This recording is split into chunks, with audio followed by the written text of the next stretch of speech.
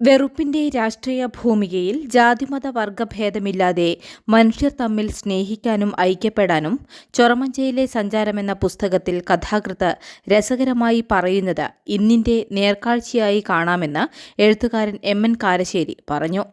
മാധ്യമപ്രവർത്തകനും Akashvani news എഡിറ്ററുമായ ഏറാമലയിലെ VK. സുരേഷിന്റെ ആദ്യ നോവലായ ചൊറമഞ്ചയിലെ സഞ്ചാരങ്ങൾ വടകര ടൗൺഹാളിൽ പ്രകാശനം ചെയ്ത് സംസാരിക്കുകയായിരുന്നു അദ്ദേഹം. ആ രാഷ്ട്രീയം എന്തുകൊണ്ട് എന്നൊരു കഥാപാത്രം ചോദിക്കുന്നുണ്ട്, എങ്ങനെയാണ് നമ്മളിങ്ങനെ വെറുക്കാൻ ഇടയായി പോയത്? കാരണം ഇവിടുത്തെ നാട്ടുമ്പുറങ്ങളിൽ വടകരയാണെങ്കിലും കാസർഗോഡാണെങ്കിലും ബോംബെ ആണെങ്കിലും ഒക്കെ ജാതിമത ഭേദമില്ലാതെ, ഭാഷാഭേദമില്ലാതെ, സമ്പത്തിൻ്റെ ഭേദങ്ങളറിയാതെ, പ്രായഭേദങ്ങളറിയാതെ ആളുകൾ സ്നേഹിക്കുന്നതിൻ്റെ കഥകൃതി പറയുന്നുണ്ട്. ഇതിൽ ചില കഥാപാത്രങ്ങളുടെ പേര് തന്നെ അതിൻ്റെ സൂചനയാണ്. സലീം ബാപ്പ എന്നൊരാളുണ്ട്, യമുനോമ്മ എന്നൊരാളുണ്ട്.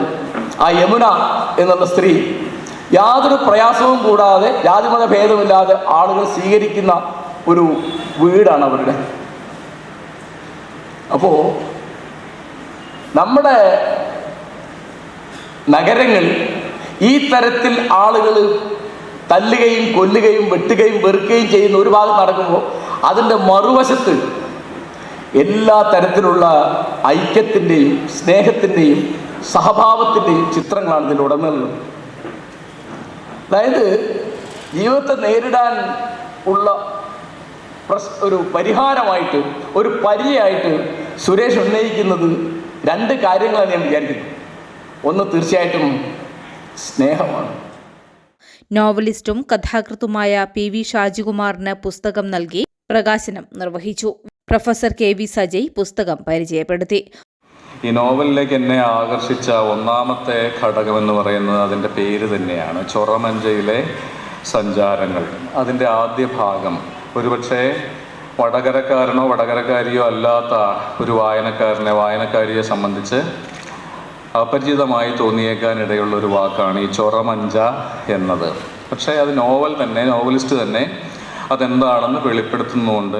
വടകര ബ്ലോക്ക് പഞ്ചായത്ത് അംഗവും സാംസ്കാരിക പ്രവർത്തകയുമായ ഗീതാ മോഹൻ അധ്യക്ഷയായി. ചടങ്ങിൽ സത്യൻ മാടാക്കര, ആർ. ഷിജു എന്നിവർ സംസാരിച്ചു. കഥാകൃത്ത് വി.കെ. സുരേഷ് മറുമൊഴി നൽകി. അതേപോലെ ഞാൻ ആകാശവാണിയിൽ എൻ്റെ സഹപ്രവർത്തകരായിട്ടുള്ള ചില ആളുകളുണ്ട്. ഓരോ ദിവസവും ഞാൻ എഴുതുമ്പോൾ അവരോടും ഇതിങ്ങനെ പറയും, ഈ കഥയായിട്ട് ഇതിങ്ങനെ പറയും. അങ്ങനെ കഥ പറയുന്ന ഒരു ലോകം ഉണ്ടാക്കുക എന്നതിൽ നിന്ന് ആണ് ഈ നോവൽ രൂപപ്പെട്ടത്. അതുകൊണ്ട് നിങ്ങളുടെ വായനയ്ക്ക് ഇത് വിട്ടിരിക്കുന്നു. നിങ്ങൾക്ക് ഏത് ചാനൽ വേണമെങ്കിലും ഈ വായനയെ നയിക്കാം. നമുക്ക് മുന്നിൽ മനുഷ്യൻ്റെ സ്നേഹമാണ് ഏറ്റവും പ്രധാനം, പ്രണയമാണ്, രതിയാണ്, എല്ലാം ആണ് ഈ ലോകം. അത് നിങ്ങൾ എത്ര ഇല്ല എന്ന് പറഞ്ഞാലും അത് നമ്മൾ മറച്ചു വെക്കലായിരിക്കും. അതുകൊണ്ട് പലപ്പോഴും മനുഷ്യരുടെ ഒരു ജീവിതം എന്ന് പറയുന്നത് പലതിനാൽ കെട്ടുവരിയപ്പെട്ട ജീവിതം. ഗസൽ ഗായിക നമ്രത ഉദ്യോഗത്തിൻ്റെ ഗസൽ സന്ധ്യയും അരങ്ങേറി.